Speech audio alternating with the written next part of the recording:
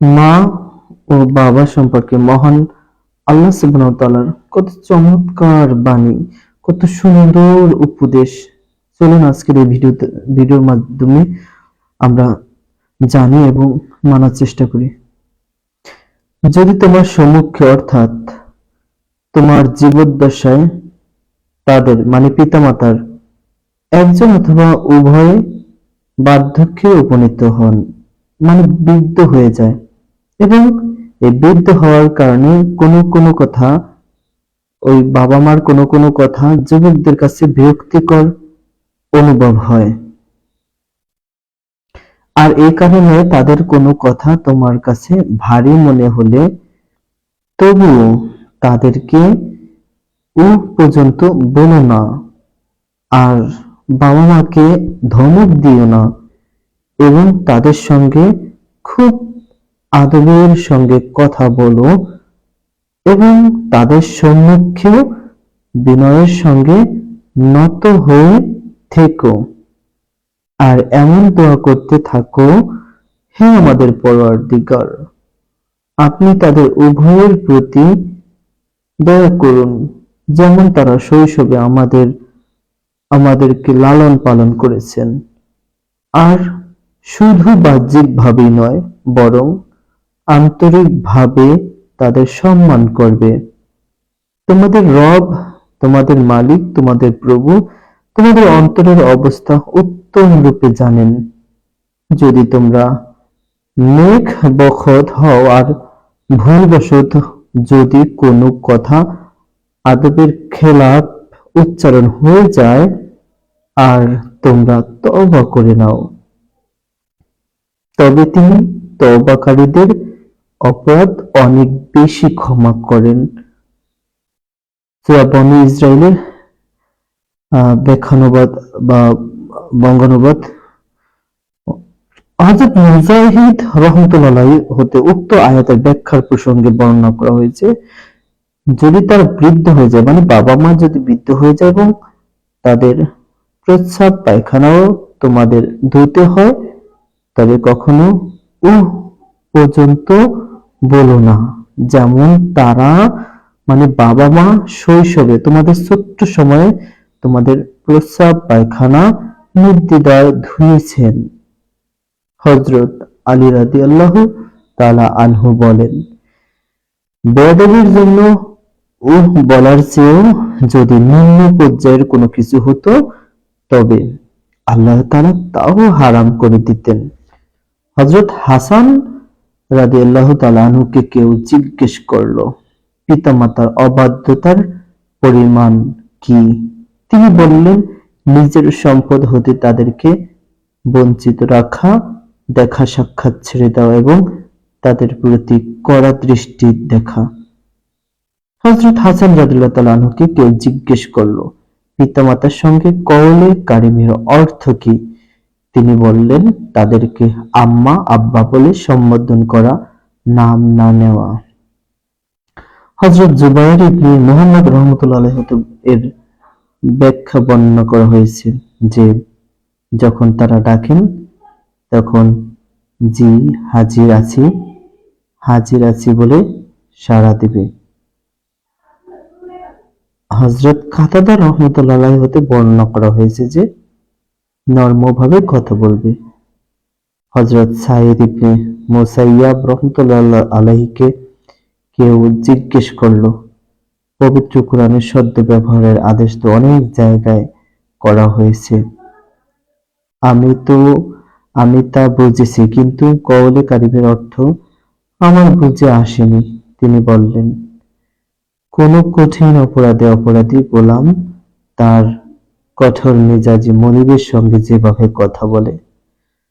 হযরত আয়েশা রাদিয়াল্লাহু তাআলা আনহা বলেন, হুজুর সাল্লাল্লাহু আলাইহি ওয়াসাল্লামের খেদমতে এক ব্যক্তি হাজির হলো, তার সঙ্গে একজন বয়স্ক লোকও ছিল। হুজুর সাল্লাল্লাহু আলাইহি ওয়াসাল্লাম তাকে জিজ্ঞেস করলেন, এই লোকটি কে?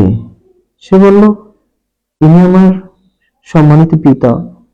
হুজুর পাক সাল্লাল্লাহু আলাইহি ওয়াসাল্লাম বললেন, তার আগে আগে চলবে না, তার আগে বসবে না, তার নাম ধরে ডাকবে না, তাকে কটু কথা বলবে না।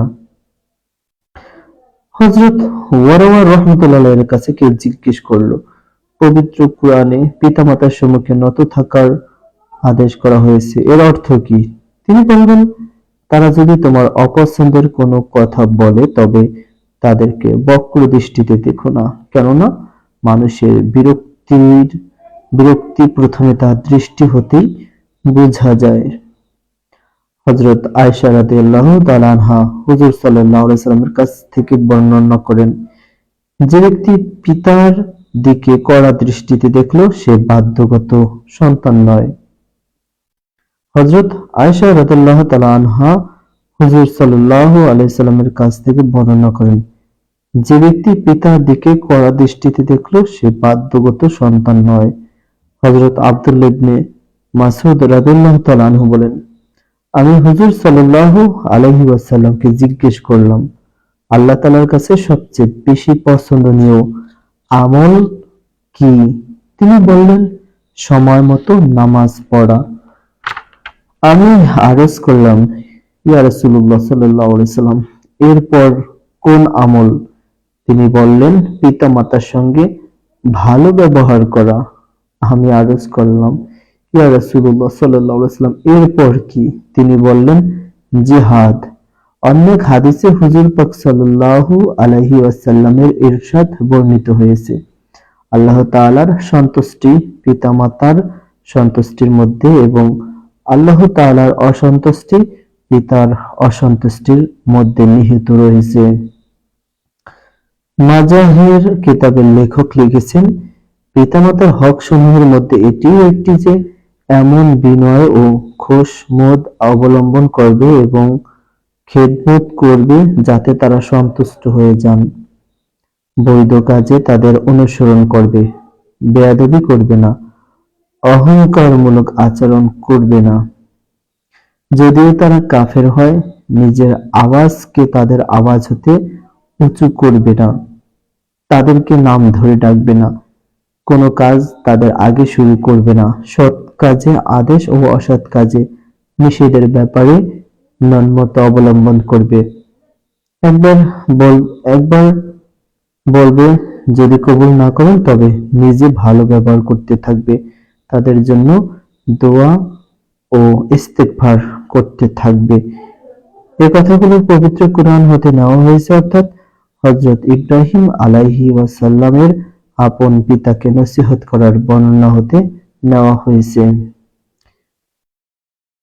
অর্থাৎ হযরত ইব্রাহিম আলাইহিস সালাম একবার নসিহত করার পর বলে দিয়েছিলেন যে, আচ্ছা, এখন আমি আল্লাহ তাআলার কাছে আপনার জন্য দোয়া করছি, যেমন সূরা মারিয়ামের ৩য় রুকুতে এসেছে। এমনকি কোন আলেম লিখেছেন, হারাম বিষয়ে তাদের আনুগত্য নাজায়েজ, কিন্তু সন্দেহজনক বিষয়ে ওয়াজিব, কেননা সন্দেহজনক বিষয়ে সাবধানতা অবলম্বন করা পরহেজগারির অন্তর্ভুক্ত, আর তাদের সন্তুষ্ট অর্জন করা ওয়াজিব। সুতরাং যদি তাদের পিতামাতার সম্পদ সন্দেহজনক হয় আর তুমি পৃথক খাওয়া দাওয়া করলে তারা বিরক্ত হন, তবে তাদের সঙ্গে খাওয়া দাওয়া করা উচিত। হযরত ইবনে আব্বাস রাদিয়াল্লাহু তাআলা আনহু বলেন, যেই মুসলমান তার পিতা মাতার বেঁচে থাকা অবস্থায় তাদের সঙ্গে উত্তম ব্যবহার করে, তার জন্য জান্নাতের 2টি দরজা খুলে যায়। সুবহানাল্লাহ, সুবহানাল্লাহি ওয়া বিহামদিহি, সুবহানাল্লাহিল আযীম। আর যদি তাদেরকে অসন্তুষ্ট করে তবে আল্লাহ তাআলা ততক্ষণ পর্যন্ত সন্তুষ্ট হন না যতক্ষণ পর্যন্ত তাদেরকে সন্তুষ্ট না করে নেয়। কেউ আরজ করলো, তারা যদি জুলুম করে? ইবনে আব্বাস রাদিয়াল্লাহু তাআলা আনহু বললেন, যদিও তারা জুলুম করে। হযরত তালহা রাদিয়াল্লাহু তাআলা আনহু বলেন, হুজুর সাল্লাল্লাহু আলাইহি ওয়াসাল্লামের খিদমতে এক ব্যক্তি হাজির হলো এবং জিহাদে শরীক হওয়ার আবেদন করলো। হুজুর সাল্লাল্লাহু আলাইহি ওয়াসাল্লাম বললেন, তোমার মা বেঁচে আছেন কি? লোকটি আরজ করলো, হ্যাঁ, বেঁচে আছেন। হুজুর পাক সাল্লাল্লাহু আলাইহি ওয়াসাল্লাম বললেন, খুব ভালোভাবে তার খেদমত করো, কেননা জান্নাত তার পদতলে রয়েছে। অতঃপর দ্বিতীয়বার ও তৃতীয়বার হুজুর সাল্লাল্লাহু আলাইহি ওয়াসাল্লাম একই কথা বললেন। হযরত আনাস রাদিয়াল্লাহু তাআলা আনহু বলেন, এক ব্যক্তি হুজুর সাল্লাল্লাহু আলাইহি সাল্লামের খেদমতে হাজির হয়ে আরজ করল, ইয়া রাসূলুল্লাহ সাল্লাল্লাহু আলাইহি সাল্লাম, আমার জিহাদ করতে খুব মন চায়, কিন্তু আমার শক্তি নাই। হুজুর পাক সাল্লাল্লাহু আলাইহি ওয়াসাল্লাম বললেন, তোমার পিতামাতার মধ্যে কেউ কি জীবিত আছেন? সে আরজ করল, আমার মা জীবিত আছেন। হুজুর সাল্লাল্লাহু আলাইহি ওয়াসাল্লাম বললেন, তার ব্যাপারে আল্লাহকে ভয় করো, তার হক আদায় করার ব্যাপারে ফতোয়া হতে অগ্রসর হয়ে তাকওয়ার উপর আমল করতে থাকো। যখন তুমি আমল করবে তখন তুমি হজও আদায় করলে, উমরাও আদায় করলে, জিহাদও করলে, অর্থাৎ যত সওয়াব এই সমস্ত আমলের মধ্যে রয়েছে সেই পরিমাণ সওয়াব তুমি পাবে। সুবহানাল্লাহ, সুবহানাল্লাহি ওয়া বিহামদিহি, সুবহানাল্লাহিল আযীম। হযরত মুহাম্মদ ইবনে মুনকাদির রাহমাতুল্লাহি আলাইহি বলেন, আমার ভাই ওমর তো সারা রাত নামাজ পড়ে কাটিয়ে দিত, আর আমি মায়ের পা টিপে রাত কাটাতাম। আমি কখনো এমন আকাঙ্ক্ষা করিনি যে আমার রাতের পরিবর্তে আমি তার রাতের সওয়াব পেয়ে যাই। হযরত আয়েশা রাদিয়াল্লাহু তাআলা আনহা বলেন, আমি হুজুর সাল্লাল্লাহু আলাইহি ওয়াসাল্লামকে জিজ্ঞেস করলাম, মহিলার উপর সবচেয়ে বেশি হক কার? হুজুর সাল্লাল্লাহু আলাইহি ওয়াসাল্লাম বললেন, স্বামীর। আমি আবার জিজ্ঞেস করলাম, পুরুষের উপর সবচেয়ে বেশি হক কার? হুজুর সাল্লাল্লাহু আলাইহি ওয়াসাল্লাম বললেন, মায়ের।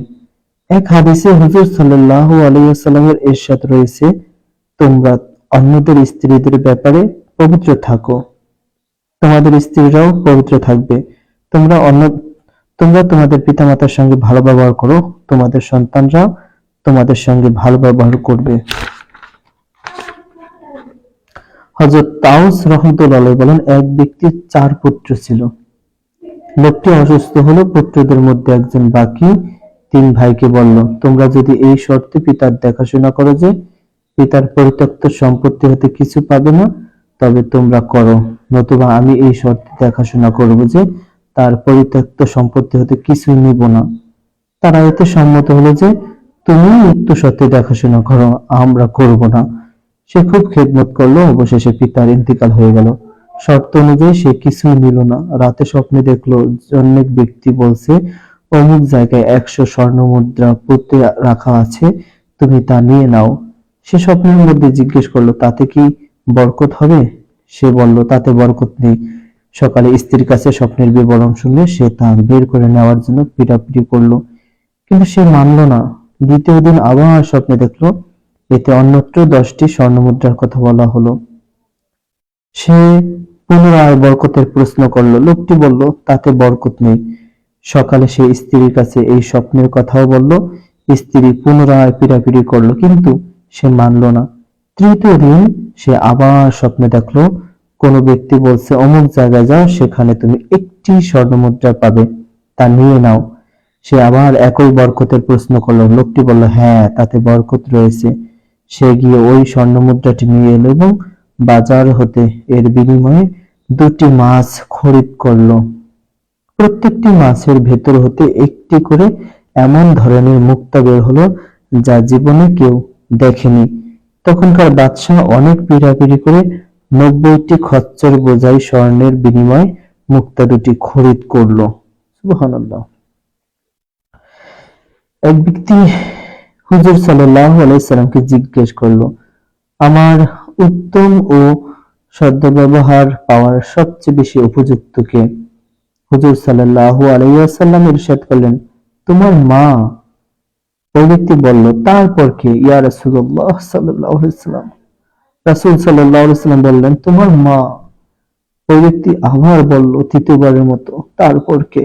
রাসূল সাল্লাল্লাহু আলাইহি ওয়াসাল্লাম পুনরায় বললেন, তোমার মা।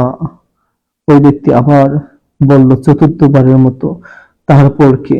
তারপর রাসূল সাল্লাল্লাহু আলাইহি ওয়াসাল্লাম বললেন, তোমার পিতা। অতঃপর পর্যায়ক্রমে অন্যান্য আত্মীয়-স্বজন যে যত নিকটবর্তী সে তত অগ্রগণ্য হবে।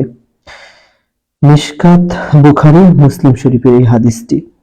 উক্ত হাদিস হতে কোন আলেম এই মাসালা বের করেছেন যে উত্তম ব্যবহার ও অনুগ্রহের ব্যাপারে মায়ের হক 3 অংশ আর পিতার হক 1 অংশ। কেননা হুজুর সাল্লাল্লাহু আলাইহি ওয়াসাল্লাম তিনবার মায়ের কথা বলে চতুর্থবার পিতার কথা বলেছেন। এর কারণ হিসেবে উলামায়ে কেরাম বলেন যে সন্তানের জন্য মা তিনটি কষ্ট সহ্য করেন: গর্ভধারণ, প্রসব, দুধ পান করানো। এজন্য উলামায়ে কেরাম এর কারণ ব্যাখ্যা করেছেন যে অনুগ্রহ উত্তম ব্যবহার পাওয়ার ক্ষেত্রে মায়ের হক পিতার উপর অগ্রগণ্য। যদি কোনো ব্যক্তি দরিদ্রতার কারণে পিতামাতা উভয়ের সঙ্গে সদ্ব্যবহার ও অনুগত করতে না পারে, তবে মায়ের সঙ্গে সদ্ব্যবহার করা জরুরি। অবশ্য সম্মান ও আদব তাজিমের ক্ষেত্রে পিতার হক মায়ের উপর অগ্রগণ্য। এটাও স্পষ্ট যে নারী হওয়ার কারণে মা অনুগ্রহের বেশি মুখাপেক্ষী। পিতা-মাতার পর অন্যান্য আত্মীয়-স্বজনের হক যে যত নিকটাত্মীয় হবে তার হক তত অগ্রগণ্য হবে। এক হাদিসে আছে, সর্বপ্রথম সদ্ব্যবহার তোমার মায়ের সঙ্গে শুরু করো, অতঃপর পিতার সঙ্গে, অতঃপর বোনের সঙ্গে, অতঃপর ভাইয়ের সঙ্গে, এভাবে পর্যায়ক্রমে নিকটাত্মীয়দের সঙ্গে। আর তোমার প্রতিবেশী ও অভাবী লোকদেরকে ভুলো না। হযরত বাহাজ ইবনে হাকিম রাহমাতুল্লাহ আলাইহি তার দাদা হতে বর্ণনা করেন, তিনি হুজুর সাল্লাল্লাহু আলাইহি সাল্লামের কাছে আরজ করলেন, হুজুর, আমি ভালো ব্যবহার ও অনুগ্রহ কার সঙ্গে করব? হুজুর সাল্লাল্লাহু আলাইহি সাল্লাম বললেন, তোমার মায়ের সঙ্গে। তিনি পুনরায় একই প্রশ্ন করলেন। হুজুর সাল্লাল্লাহু আলাইহি সাল্লাম পুনরায় একই জবাব দিলেন। এভাবে তৃতীয়বার বললেন। চতুর্থবার হুজুর সাল্লাল্লাহু আলাইহি সাল্লাম বললেন, পিতার সঙ্গে, অতঃপর অন্যান্য আত্মীয়-স্বজন, যে যত নিকটতম সে তত অগ্রগণ্য। অন্য এক হাদিস আছে, এক ব্যক্তি হুজুর সাল্লাল্লাহু আলাইহি ওয়াসাল্লামের খিদমতে হাজির হয়ে আরজ করল, আমাকে কোনো আদেশ করুন, আমি তার উপর আমল করব।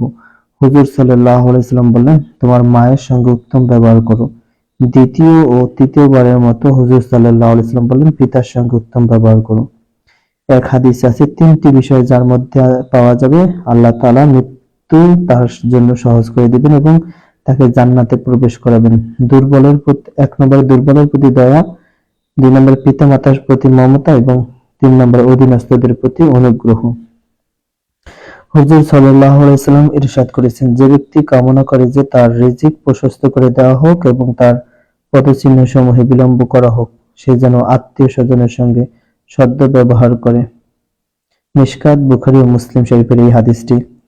পদচিহ্নসমূহে বিলম্ব করা দ্বারা আয় বৃদ্ধি বোঝানো হয়ে থাকে, কেননা যে ব্যক্তির আয়ু যত বেশি হবে ততদিন তার চলার কারণে পায়ের চিহ্নসমূহ জমিনের উপর পড়বে, আর যে মরে গেল তার পায়ের চিহ্ন জমিন হতে মিটে গেল। এখানে এই প্রশ্ন করা হয় যে প্রত্যেক ব্যক্তির আয়ু নির্দিষ্ট রয়েছে। পবিত্র কুরআনে কয়েক জায়গায় এই বিষয়টি স্পষ্টভাবে উল্লেখ করা হয়েছে যে প্রত্যেক ব্যক্তির একটি নির্ধারিত সময় রয়েছে, তা থেকে এক মুহূর্ত না আগে হবে না পরে হবে। এজন্য কোনো কোনো আলেম আয়ু বৃদ্ধি কথাটির অর্থ রিজিক বৃদ্ধির মতো বরকত অর্থে গ্রহণ করেছেন, অর্থাৎ তার সময়ের মধ্যে এত বরকত হয় যে অন্যরা যে কাজ কয়েক দিনে করে সে তা কয়েক ঘন্টায় করে ফেলে, আর অন্যরা যে কাজ কয়েক মাসে করে সে তা কয়েক দিনে করে। আবার কোনো কোনো আলেম আয়ু বৃদ্ধির দ্বারা সেই ব্যক্তির উত্তম আলোচনার অর্থ গ্রহণ করেছেন, অর্থাৎ দীর্ঘদিন পর্যন্ত তার কৃতিত্বের নিদর্শনসমূহ প্রশংসা চলতে থাকে। কোনো কোনো আলেম লিখেছেন, তার সন্তান সন্ততি বৃদ্ধি পায় এবং এই ধারা তার মৃত্যুর পরেও দীর্ঘদিন পর্যন্ত চলতে থাকে। আয়ু বৃদ্ধির অর্থে এসবগুলো ব্যাখ্যাই হতে পারে। যখন নবী করিম সাল্লাল্লাহু আলাইহি ওয়াসাল্লাম আয়ু বৃদ্ধির সংবাদ দিয়েছেন, আর তার কথা সত্য এবং তার ইরশাদ অবশ্যই হক, অতএব তা যেভাবেই হোক বাস্তবে পরিণত হওয়া নিশ্চিত। আর আল্লাহ তাআলার পবিত্র সত্তা, একচ্ছত্র ক্ষমতার অধিকারী এবং সমস্ত উপকরণের সৃষ্টিকর্তা, তার জন্য উপকরণ সৃষ্টি করা কোনো মুশকিল নয়। তিনি যা করতে চান তার জন্য এমন উপকরণ পয়দা করে দেন যে জ্ঞানী লোকদের জ্ঞান পর্যন্ত হতভম্ব হয়ে যায়। কাজেই এ ব্যাপারে না কোনো প্রশ্ন থাকতে পারে এবং না কোনো প্রতিবন্ধকতা থাকতে পারে। তকদিরের বিষয় নিজ নিজ জায়গায় অটল রয়েছে, কিন্তু এই দুনিয়াকে আল্লাহ তাআলা আসবাব বা উপকরণের জগৎ বানিয়েছেন এবং প্রত্যেক জিনিসের জন্য জাহিরি অথবা বাতিনি উপকরণ পয়দা করেছেন। ডায়রিয়া রোগীর জন্য মানুষ চিকিৎসক ও ডাক্তারের পেছনে মিনিটে মিনিটে ছোটাছুটি করে। আসার জায়গা হলো যে হয়তো এই ঔষধ দ্বারা উপকার হবে অথবা ওই ঔষধ দ্বারা উপকার হবে। কারণ কি? কারণ এটাই যে রোগীর আয়ু বাকি থাকে, অথচ আয়ু একটি নির্দিষ্ট জিনিস। সুতরাং আয়ু বাকি রাখার জন্য চিকিৎসার চেষ্টা হতে অধিক চেষ্টা আত্মীয় স্বজনের সঙ্গে সম্পর্ক বজায় রাখার ব্যাপারে না করার কোনো কারণ থাকতে পারে না, কেননা এটা আয়ু বৃদ্ধি ও দীর্ঘায়ুর নিশ্চিত উপকরণ এবং এমন চিকিৎসকের কথা যার ব্যবস্থাপত্রে কখনো ভুল হয়নি। অথচ এ সমস্ত সাধারণ হাকিম ডাক্তারদের ব্যবস্থাপত্র ও রোগ নির্ণয়ের মধ্যে শত শত ভুলের সম্ভাবনা রয়েছে।